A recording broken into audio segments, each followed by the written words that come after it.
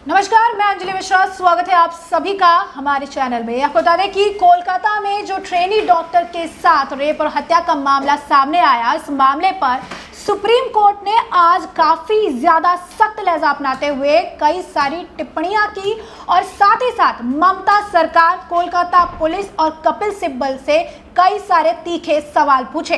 कुछ सवाल कुछ इस कदर थे कि पहले अगर ये मर्डर का मामला था तो इसे सुसाइड क्यों बताया गया, आजकल में सैकड़ों के हिसाब से जो लोग हैं वो किसके परमिशन से अंदर गए, और अब जो लोग इसे लेकर प्रोटेस्ट कर रही है ममता सरकार, उनके खिलाफ क्यों एक्शन ले रही है। वो लोग स्वतंत्र हैं और उनके खिलाफ राज्य सरकार अपनी मनमानी नहीं कर सकती है। लॉ एंड ऑर्डर सिचुएशन को लेकर भी टिप्पणी की गई और प्रिंसिपल और जिस तरीके से कोलकाता पुलिस ने इस मामले में काम किया है, इसे लेकर भी ममता सरकार पर कई तरह के सवाल दागे गए हैं। और अब इस पूरे मामले पर चर्चा के लिए हमारे साथ मौजूद है वरिष्ठ पत्रकार अजय पत्रकार जी। सर, आपका स्वागत है हमारे चैनल में। जिस तरीके से आज सुप्रीम कोर्ट ने ममता बनर्जी सरकार को, कोलकाता पुलिस को घेरा है इस मामले को लेकर और कई सारी बातें जो है उन्होंने टिप्पणी की है, कई सारे अहम जो है उनके द्वारा बातें कही गई है, उस पर आप बताइए कि क्या कुछ अहम टिप्पणियां रही और किस तरीके से इसे ममता बनर्जी सरकार के लिए परेशानी का कारण बताया जा रहा है। अब देखिए क्या है इसमें, आज सुप्रीम कोर्ट ने सब कुछ दूध का दूध पानी का पानी कर दिया और इतनी लताड़ लगाई है, आप समझ लीजिए कि बंगाल गवर्नमेंट को शर्म से डूब जाना चाहिए। ममता बनर्जी को इस्तीफा दे देना चाहिए। क्यों दे देना चाहिए? सुप्रीम कोर्ट ने स्पष्ट रूप में आज कहा कि राज्य सरकार के उसमें वहाँ के एडमिनिस्ट्रेशन पुलिस को और प्रिंसिपल के आचरण पे कहा, स्पष्ट रूप से कहा। उन्होंने ये कहा एफआईआर में देरी क्यों हुई। ये मामला मुख्यमंत्री तक पहुँच गया था, सभी जगह छप रहा था, सभी जगह त्राय हो गई थी सभी जगह। और सुबह आपको पता चला आपने एफआईआर रात को 11:45 में कैसे, जबकि हकीकत सूत्रों से ये पता चल रहा है कि आधी रात के बाद ही पता चल गया था वहाँ के लोगों को। प्रिंसिपल को भी कुछ लोगों ने इनडायरेक्ट, मगर प्रिंसिपल खामोश रहे। प्रिंसिपल ने क्या कहा, ये आत्महत्या है और ये रात को क्यों लेडी घूमने गई थी, ये भी प्रिंसिपल के बयान थे। रात को क्यों अकेले निकली, आत्महत्या की बात कही। प्रिंसिपल ने देखने नहीं दिया माँ बाप को, ये बात सुप्रीम कोर्ट ने कही। ताजुब की बात है, ना वहाँ की राज्य सरकार ने कही, ना एडमिनिस्ट्रेशन ने, ना मीडिया ने, कि बच्चे को, माँ बाप को मुंह नहीं देखने दिया। सिर्फ वो चाह रहे थे हमें चेहरा दिखला दीजिए, चेहरा नहीं देखने दिया। किसने नहीं देखने दिया? प्रिंसिपल। और प्रिंसिपल किसके इशारे में चलता था? ममता बनर्जी और अभिषेक बनर्जी के इशारे पे। दूसरा, उन्होंने ये भी कहा कि ये सुबह तड़ करके हुई, आपने आत्महत्या के लिए क्यों लिखाया, आपने एफआईआर में देरी क्यों की, आपने पंचनामे में क्यों नहीं लिखाया। और आपको बतला रहे हैं कि सिब्बल ने, जब ये बात कही गई तो कपिल सिब्बल ने क्या कहा कि गलत जानकारी। आप कपिल सिब्बल की हिम्मत देखिए, कोर्ट में सामने बैठ के आँख में आँख मिला करके और बहुत उससे कह रहे हैं कि ये गलत जानकारी। आप समझ लीजिए इनको कॉन्फिडेंस इसलिए चूँकि इनके साथ कई पॉलिटिकल लोगों का सपोर्ट है, पूरी एक इंटरनेशनल लॉबी है, राहुल गांधी वगैरह सब लोग इंडी गठबंधन के, और ये ऐसे के बलात्कारी पक्ष से थे ये, और कहते हैं आपके पास जानकारी गलत है। हिंदुस्तान की जनता को समझ लेना चाहिए, सुप्रीम कोर्ट सब बता रहे हैं, कह रहे हैं आपके पास जानकारी गलत है। दूसरा आपके बता रहे हैं कि तो और उन्होंने क्या धमकी भरे शब्दों में क्या कपिल सिब्बल ने कहा सुप्रीम कोर्ट के सीजीआई से कि राज्य सभी तथ्यों को रिकॉर्ड में रखे।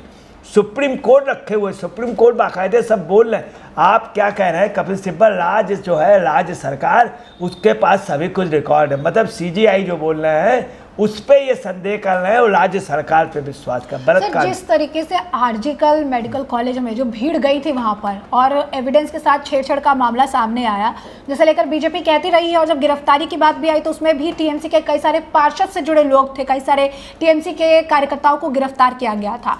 कोर्ट ने इसे भी लेकर कुछ टिप्पणी की है कि आरजीकल वाले मामले को लेकर।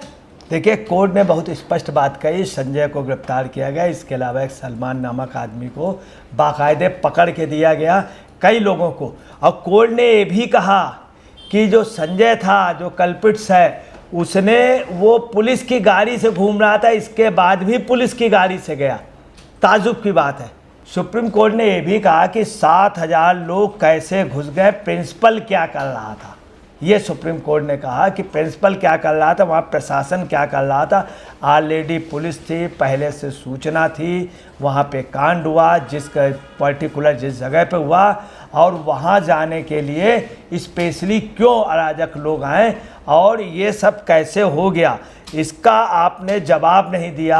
और आपको रोकना चाहिए। जो काम आपका था, जहाँ पे घटना हुई, जो घटना सीज है, वहाँ तोड़फोड़ जानबूझ करके सबूत मिटाने के लिए, और ये एक वेल प्लान्ड था। आप क्या करते रहे प्रिंसिपल, वास्तव में वहाँ प्रिंसिपल और प्रशासन उत्तरदायी है, वहाँ कोई तीसरा नहीं घुस सकता। फिर उस जगह जहाँ पे कांड हुआ है, वो तो जिम्मेदारी नैतिक रूप से सीज कराया था, वहाँ तक पहुँचना, सब आसपास के तोड़फोड़ करना। इसके अलावा आपको बता रहे, लोगों ने पकड़ के भी दिया, एक व्यक्ति को पकड़, उस व्यक्ति का नाम नहीं, प्रशासन ने उसका अभी तक नाम नहीं लिया, बाकायदा नर्सों ने भी कुछ लोगों पकड़ के दिया था, और वो पीछे से आए योजनाबद्ध तरीके थे। वहाँ की जनता का कहना टीएमसी के लोग थे।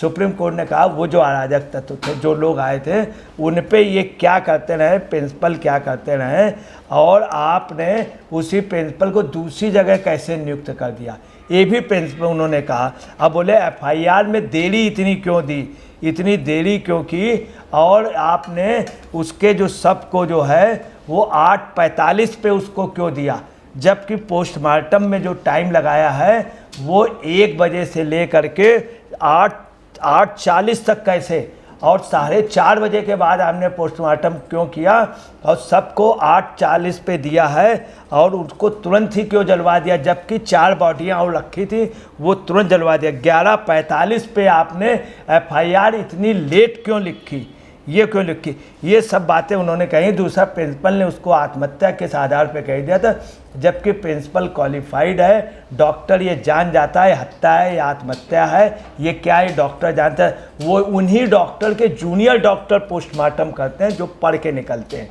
वो प्रिंसिपल बहुत बड़ी पोस्ट होती है, उनको सबको, तो प्रिंसिपल का जो है सब में देरी क्यों की गई, उनको देरी सुपर्द क्यों किया गया। उनको एक और जो सवाल जो अगर आप कहेंगे कि क्वेश्चन जो रेज किया गया, क्योंकि हाल फिलहाल में जैसे कि आजकल का मामला सामने आया, इसके बाद काफ़ी प्रदर्शन देखने के लिए मिला, डॉक्टर सड़कों पर उतरे, और जिसने भी ममता बनर्जी से सवाल पूछे, चाहे एक स्टूडेंट का ग्रुप हो या एक पर्टिकुलर स्टूडेंट हो, उन सभी को या तो कोलकाता पुलिस ने गिरफ्तार कर दिया, या फिर जो उनके खुद के सांसद थे उन्हें भी समन जारी करके बुलाया गया, क्योंकि उन्होंने भी इस पूरे मामले को लेकर ममता सरकार पर क्वेश्चन रेज किया था। सुप्रीम कोर्ट ने इसे भी लेकर टिप्पणी की है कि राज्य सरकार जो है इस तरीके से प्रदर्शनकारियों पर बल का इस्तेमाल नहीं कर सकती है। तो इस पर आप क्या कहेंगे, क्या एक तरह से एक बैकफुट पर आ जाएगी सरकार सुप्रीम कोर्ट के इस टिप्पणी के बाद? निश्चित तौर पे बैकफुट पे आ जाएगी। सुप्रीम कोर्ट ने स्पष्ट रूप से कहा, जो प्रदर्शनकारी थे, शांतिपूर्ण थे, वो एक मांग के तहत, और जो एक बलात्कार की इतनी बड़ी घटना हो गई इसलिए वो सड़कों पर उतरे थे, उनके ऊपर आपने क्यों लाठीचार्ज किया, आरसू गैस किया, उनके लिए क्यों आप टीएमसी के राज्यसभा सदस्य ने भी विरोध किया, उल्टा उनसे पूछताछ के लिए बुला लिया गया। जो भी टीएमसी के लोग हुए उनको भी आप समझ लीजिए इन लोगों ने बल प्रयोग किया और पूरे मामले को दबाने की कोशिश की। यही चीज़ उन्होंने कहा। उन्होंने ये भी कहा कि डॉक्टर लोग 36 घंटे काम करते, युवा डॉक्टर 36 घंटे, उनके पास पूरी व्यवस्था, वो पूरी व्यवस्था का संचालन करते हैं। ऐसे उसमें आत्महत्या कहना, फिर पोस्टमार्टम देर से कराना, पोस्टमार्टम में वो लोग शामिल होना, उनकी फैमिली ने मुंह नहीं दिखलाना, एकदम से जलवा देना इतनी देर में फायर। जबकि आपको बता दें, कोई भी कांड होता है, मेडिको लीगल की व्यवस्था हर मेडिकल कॉलेज, हर कॉलेज में होता है। उसमें एक पोस्ट होती है एमओ, जो इमरजेंसी मेडिको लीगल सिर्फ हॉस्पिटल से होता है, थाने से नहीं। मेडिको लीगल सबसे बड़ी एफआईआर का प्रूफ होता है। अगर मेडिको लीगल आप कराएंगे तो तुरंत, जब पंचनामा हो गया था तो मेडिको लीगल हो गया था, उसी वक्त ये हो जाता। परंतु लगातार आज एक चीज़ और उन्होंने बहुत अच्छी की, जो पूरे देश के लिए एक इतिहास हो गया। उन्होंने एक टास्क फोर्स गठित कर दी, और किसके अंदर, सर्जन वाइस एडमिरल आरती सरीन एबीएसएम के और बीएसएम के नेतृत्व में, मतलब एक आर्मी के उनके उसके अंडर में कर दी, जिसमें एम्स के डायरेक्टर एम श्रीनिवासन रहेंगे। और ये कहा है कि ये लोग बहुत जल्दी हमको यहाँ पे रिपोर्ट कर दें और 2 महीने में फाइनल का रिपोर्ट लगा दें। 3 सप्ताह में इंटीम रिपोर्ट और 2 महीने में फाइनल एक पूरी होगी, जिसमें 13 डॉक्टर होंगे। नेशनल टास्क फोर्स पूरे हिंदुस्तान में डॉक्टरों की सुरक्षा के लिए SCISF को हवाले वो कॉलेज कर दिया गया, ये कह दिया गया और प्रिंसिपल के लिए कह दिया। उन्होंने ये भी कहा है कि अभी तक ये था कि अंतरात्मा की क्यों बार बार जगाना पड़ता, अंतरात्मा की आवाज़ में लोग गए। जब देखा, ये अंतरात्मा शब्द उन्होंने बोला, अब ऐसा कानून हो कि लोगों को बार बार अंतरात्मा ना जगानी पड़े। चूँकि इतना बड़ा कांड हुआ, उनका इशारा था निर्भया में, इसमें लोगों की अंतरात्मा जगी और लोग सड़कों पे आ गए। उन्होंने कहा ये आंदोलन मतलब एक अच्छे लोगों का उन्होंने माना, सरकार मान रही इन लोगों को आवारा। उन्होंने कहा ये भयावह पोजीशन क्यों हो गई, सुरक्षा की कमी क्यों हुई, और बहुत चिंतित हूँ मैं कि महिलाएं काम पे नहीं जा सकती, निकल नहीं सकती, असुरक्षित है, उनके साथ रेप हो रहा है, कोई सुनने वाला जो महिला पीड़िता शिकायत करेगी उल्टा उसको भुगतना पड़ेगा और उसके साथ उल्टा होगा, और जो वो होगा बलात्कारी या उनके सहयोग कर उनको प्रश्रय मिलेगा। मतलब ऐसी परिस्थिति इससे ज़्यादा दुखद क्या होगी। वहाँ बुनियादी समानता नहीं, स्पष्ट रूप से कह दिया महिलाएं सुरक्षित नहीं। ये सब चीज़ें बंगाल के लिए हैं, बंगाल के लिए लागू होती। मतलब अप्रोच रूप से चलिए बंगाल की इतनी बुरी हालत। उन्होंने कहा पीड़िता की पहचान, और दूसरा उन्होंने कहा कि प्रिंसिपल ने खुद पीड़िता की पहचान खोली, ये सबसे दुखद बात है। प्रशासन ने खोली, कमिश्नर ने खोली। ये कहा इससे ज़्यादा दुखद बात है कि ऐसा मतलब इस राज्य की है कि पीड़िता का नाम TMC के कई नेताओं ने उनका नाम भी लिया, उस पीड़िता का नाम लेकर के कहा। इससे ज़्यादा दुखद बात क्या होगी कि इतनी बुरी स्थिति है। CGI ने यह भी कहा कि आत्महत्या के लिए क्यों कहा, माता पिता क्यों नहीं देखना, ये बहुत ही बड़ी ये मानवता के आप बहुत बड़ा हनन हुआ। उन्होंने ये भी कहा कि सुरक्षा की जगह वहाँ हत्यारे लोग हैं और हत्यारों के हाथ में लगता है ये सब सिस्टम आ गया है। लोग कैसे अंदर गए, 7,000 की भीड़ कैसे अंदर गई, इसका भी जवाब दें। उन्होंने कहा 22 अगस्त को CBI पूरी ये इन्फॉर्मेशन लाए। सबसे मेन चीज़ कैसे 7,000 लोग गए और वहाँ प्रशासनिक लोग कौन थे, प्रिंसिपल की क्या रही उसमें, और हत्यारोपी को जो है उसको क्यों नहीं किया गया, हत्यारे को क्यों नहीं किया गया, ये उन्होंने कहा। साथ में स्टेटस रिपोर्ट भी फाइल करने के लिए कहा है। कॉलेज प्रशासन को जो है CISF के अंडर में देने के लिए कहा है। और कुल मिलाकर के सुप्रीम कोर्ट ने जो डिसीजन दिया है भारत के इतिहास में बहुत कुछ, आप समझ लीजिए ये बात बहुत दूर तक जाएगी। और आप कॉलेज प्रशासन जितने भी हैं मेडिकल के, वो सुरक्षित होंगे महिलाओं की इज्जत के लिए।